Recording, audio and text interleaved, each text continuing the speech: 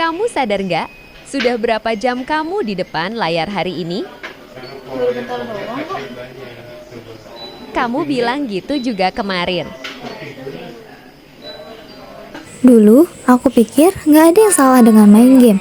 Tapi, tanpa sadar, waktu belajar makin berkurang, nilai-nilai mulai turun, dan aku jadi cepat malas. Hari-hariku terasa sia-sia. Hai Lila, coba kamu lihat video ini. Sejumlah penelitian di luar negeri dan Kementerian Komunikasi dan Informatika mencatat masyarakat Indonesia malas membaca buku, tapi sangat suka menatap layar gadget berjam-jam, ditambah paling cerewet di media sosial. Kecepatan jari untuk like, komen, dan share dinilai melebihi kecepatan otaknya. Padahal informasi yang disajikan belum tentu benar. Ujungnya, masyarakat Indonesia menjadi sasaran empuk untuk provokasi dan hoax. Itulah yang ditulis di laman Kominfo. Artikel ini memuat hasil penelitian Organisasi Pendidikan, Keilmuan, dan Kebudayaan PBB, UNESCO, yang menunjukkan minat baca orang Indonesia hanya 0,001%. Kamu lihat, banyak orang di Indonesia yang lebih memilih bermain gadget daripada membaca. Padahal, dari membaca, kita bisa dapat cahaya pengetahuan yang nggak bisa dikasih sama layar HP. Cahaya pengetahuan. Iya, ilmu itu cahaya, hai Lila. Dan cahaya itu cuma datang ke mereka yang mau membuka hati dan pikirannya. Assalamualaikum warahmatullahi wabarakatuh.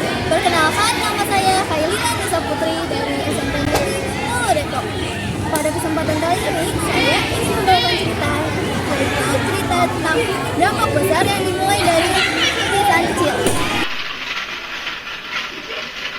Coba kamu buka Al-Quran Surat Al-Mujadilah ayat 11 dan bacakan.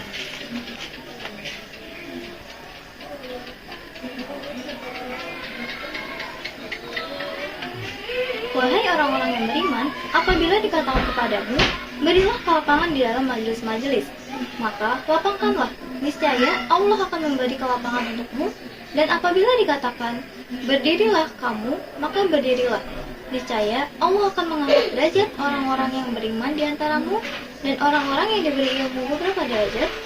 Dan Allah Maha teliti terhadap apa yang kamu kerjakan. Tapi maksudnya apa ya? Artinya, Allah memberi derajat tinggi bagi yang mencari ilmu. Ilmu itu bukan cuma soal nilai, tapi tentang memahami kebenaran. Berarti selama ini aku lebih pilih jalan yang salah ya?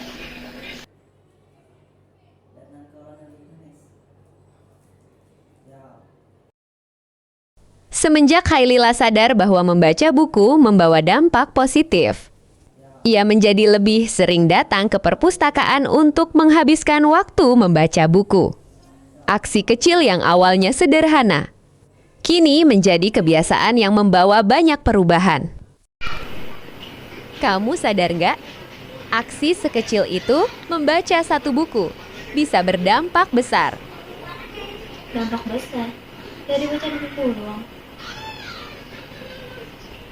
Iya, dari buku, kamu belajar. Dari belajar, kamu paham. Dari paham, kamu bisa ubah dunia, mulai dari hal kecil di sekitarmu.